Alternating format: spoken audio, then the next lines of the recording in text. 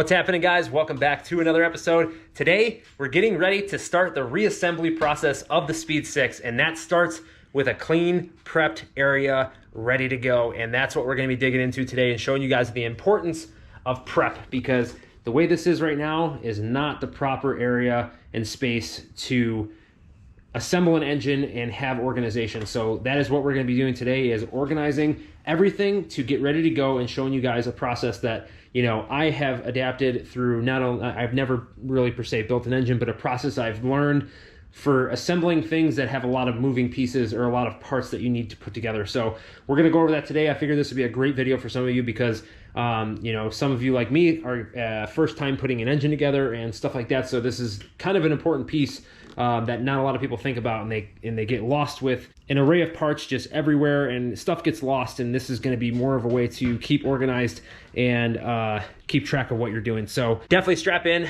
get ready. We have some cool stuff to show you guys here, parts wise, and some awesome information that you guys might want to stay tuned for, because we are expanding and doing huge things on this channel, and I'm so excited. A lot of stuff has been going on behind the scenes as of the last couple months, and I'm super excited. I can't fully spill the beans yet, but we have some massive things happening, and I'm super excited of it. So strap in, guys, stay tuned, and we're gonna get to the action.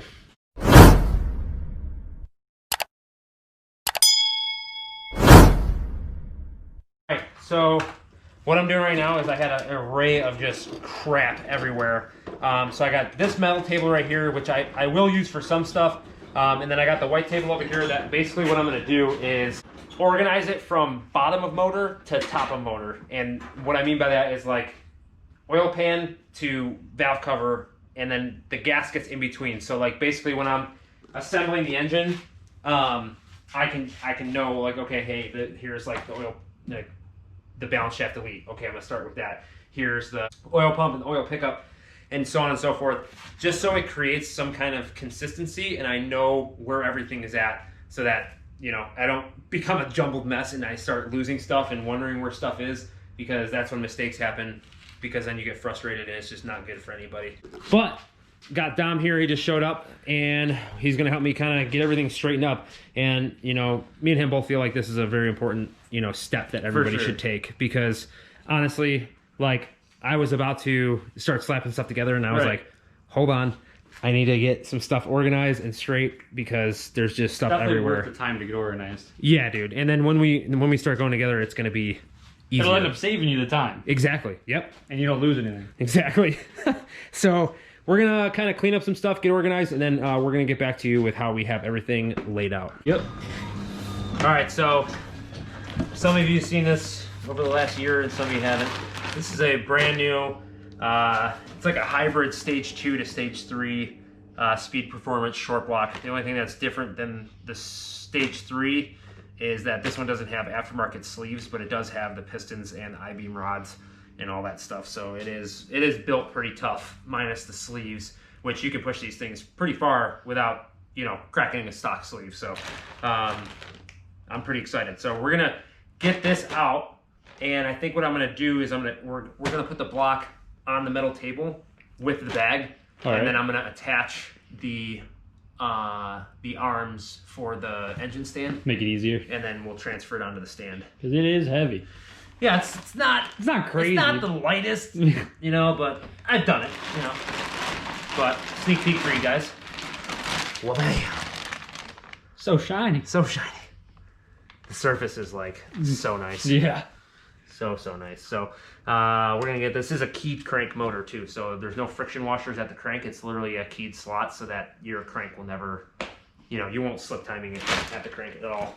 So we'll get this out, get it on the table, and then get it on the stand. This is a little tech tip from my buddy at Dirty Wire Racing. Instead of mounting the engine stand on the transmission side, he actually said the manual calls for it to be mounted on the back side of the block, so it allows you to be able to work on everything. So here's a little tech tip for you.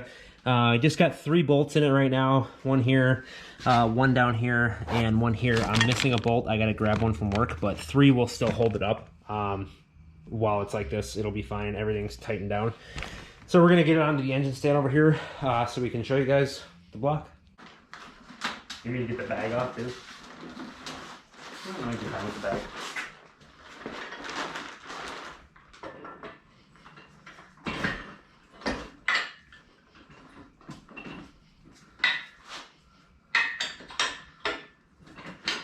Bam. Your block is on the stand, baby.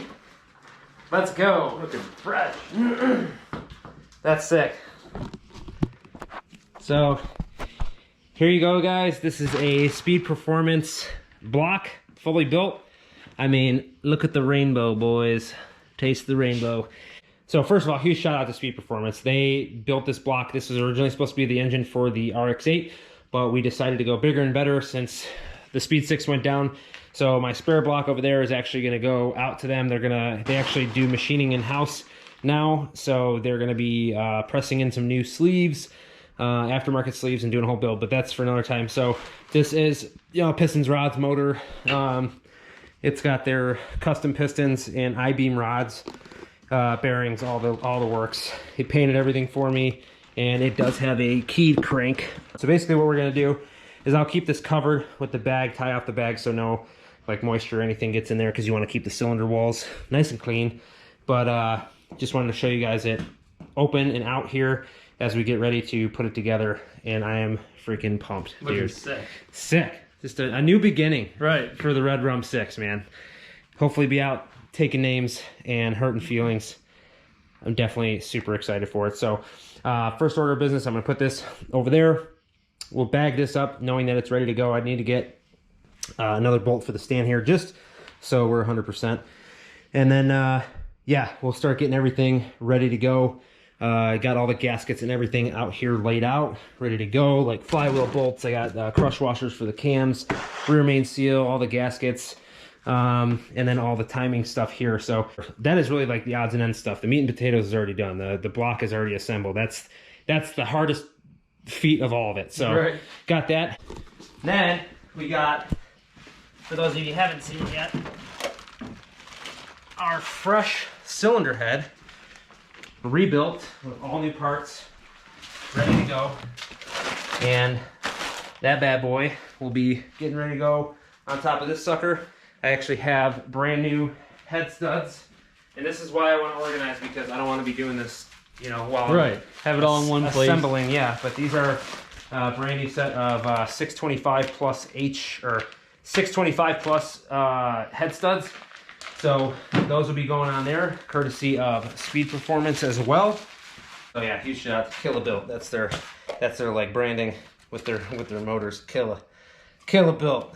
This thing's gonna be killing people. Oh yeah, it's gonna take names when it's done for sure. Dude, it's gonna be insane, honestly. Now that this is like real and we're setting this up to get ready to assemble, it's like sinking in. You know what I mean?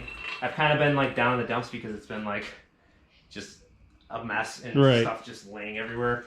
But yeah, now we're ready, man. Like, this is what everybody's been waiting for. But guys, I did not want to start anything on this until I had everything here, because I didn't want to like film like, oh, I put my short block on the engine stand, but I don't have anything else to get started. Like, this is just an assembly lineup showing you guys how I'm prepping to get ready to do this and giving you guys the info beforehand of what we got and what's laid out, so that next video we're actually going to start like full on assembling, and then you guys can refer back to like this as far as like what we have laid out, organizational tips, stuff like that. Dom has a brand new set of torque wrenches that are true, and that's a big thing too as far as prep goes. Like, make sure you have good torque wrenches that are brand new and tested, ready to go. And these are Craftsman, so I know they're pretty good. So we got a bigger one and a shorter one. The only thing I got to get is a smaller inch pounds that can go down to like 10 or 18 Newton meters, because I know the rear main seal is like an 18 or so Newton meter torque spec. So these will play a big part as well in the tooling aspect. But we got a couple more things we got to lay out and get ready to go, and then we're going to give you guys an overview of like everything laid out so you guys can see how it goes. All right, guys, so I got the engine. I'm going to keep this engine bag over it because, like I said, you want debris to a minimum. You don't want anything getting in here that's going to cause anything. What's working on a car without cutting yourself there, bud? Nice. Very nice. So make sure everything's really clean. That's the name of the game. Before I even set up in here, I like took my leaf blower and blew out everything in like an hour before and let everything resettle kind of that was in the air. The only thing I'm going to do is brake clean the oil pan. Just make sure that's 100%. And then one thing I did find out, guys, and this is super important, and Pablo over at Speed Performance told me this. Now, I could have been a victim of ignorance on this one, but this is your oil cooler that goes on and where your oil filter spins on. If you blow up a motor and you reuse this, you are putting your brand new motor at terrible risk. And this is the reason why. This filters all your oil, correct? Yes. Inside here, there's a bunch of like cooler, like a cooler. If you've ever seen a cooler, it's got like lines running through it. This is gonna have a bunch of material. My motor, this one right here, had spun bearings bad. And there was a lot of material in the bottom of the motor. So all that material, there is still material probably inside this. Now, if I were to put this on the new motor and fire the engine up and prime all the oil, all those material deposits are gonna come out, and I'm gonna wipe out my bearings the same way, just as fast as they went the first time. So it's very important. I have a new one of these on order. It's actually on the way. These are pretty expensive. I mean, not really in terms of saving a motor. They're like $200, but you get a brand new one with all the correct hardware, new hardware from OEM. So I have a new one of these on the way. I was gonna reuse it. As you could tell, I painted it to try to make it look sweet, and then now I'm not even gonna use it. So that'll get tossed in the trash, but that is one thing I wanted to point out to you guys, because that was a very good piece of knowledge I got from Pablo over at Speed Performance. So he basically gave me a rundown of how I'm gonna do this. Like I said, this is my first time, and I'm gonna show you guys how I do it along the way based on the knowledge I received. We're gonna take the short block, we're gonna get this ready to go. Piston 1 is at top dead center already. So what I'm gonna do is I'm gonna get my timing pin and pin the timing for the crank so that I know for sure piston 1 is at top dead center. That way when I go to put the head and the cams on, I know when I go to time the motor, it's at top dead center ready, and I can set everything as it needs to be. But he told me to get the bottom end set up and squared away first, so I'm gonna do that, and by putting in the oil pump and oil pickup tube and the balance shaft delete, oil pan, and like rear main seal, get that bottom end sealed up. He said, get the bottom end sealed up and then drop the head studs in, drop the head on, get all that torqued down, blah, blah, blah, and so on and so forth. There's a million ways to skin a cat. I'm sure many people have done it different ways, but I'm gonna go off of the guy that assembled these on a daily. So I talked to him, he's got me all squared away. Plus I got many of my close buddies in the platform that can help me out. I've just never had to be in a situation where I've had to assemble a motor before. So we're making moves, boys. We're stepping up into the big boy leagues here, I guess, and messing with putting together our own stuff, which is cool. I'm excited for it.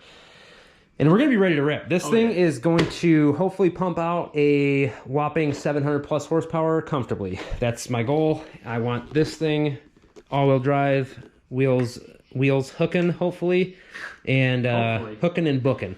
So our plan, like I said, is 700+ all-wheel horsepower, and to just be a full street car. I'm talking full interior, full weight, AC blasting. AC is nice. AC is definitely key. So this thing's gonna be one bad head unit. I think 700 is gonna be easy for it too. Yeah, and with the turbo we got coming, it's gonna be nasty. For those of you who don't know, I sold the other 6062, and I got one bad mamma jamma coming for this thing. That's right, we're stepping up to a Gen 2 6466, and it's gonna be rowdy, absolutely rowdy.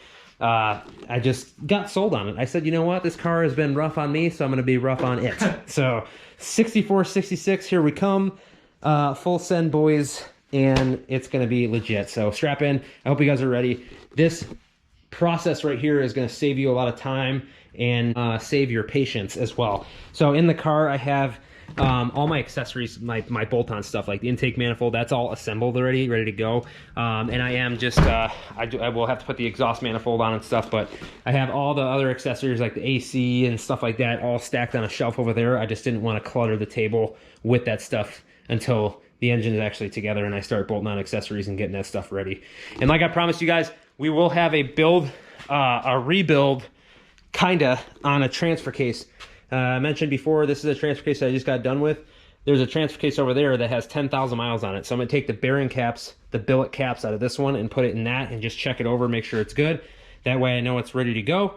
I also have a spare trans. Thinking about cleaning this one up and opening it to see if we have any damage. I don't think we do. Everything ran great, but we'll just have to see. We will have to see. But what, dude, stoked or what? Stoked. It's sick. I can't wait to see this thing together. And I just found out from my guys at Damond Motorsports today that he said that there is no issue putting a all-wheel drive car on a front-wheel dyno if you just disconnect the drive shaft at the front. Right. He said it won't cause any issues with the computer. They do it all the time. It's good to go. So, Justin, get the dyno ready, because as soon as this bad boy's done, we're heading your way to make some sauce. We're actually going to try to do the engine break-in on the dyno so that everything's good to go. Yeah, and just monitor the vitals the whole time. Ready to rip. So this thing's gonna be gnarly. I hope you guys enjoyed like a little, you know, video like this to show you guys. I know you guys like this stuff because you tell me all the time that you guys like the little info videos on how we do stuff and to make your lives easier when you go to do it. So definitely stay tuned, because we're gonna start assembling this like probably tomorrow. So stay tuned for videos. Tune into Instagram at Spooling Up Performance. You guys will see little updates there. But until next video, where you see us assembling this motor, if you want to see it, make sure you smash that subscribe button. But until next time, we'll see you later.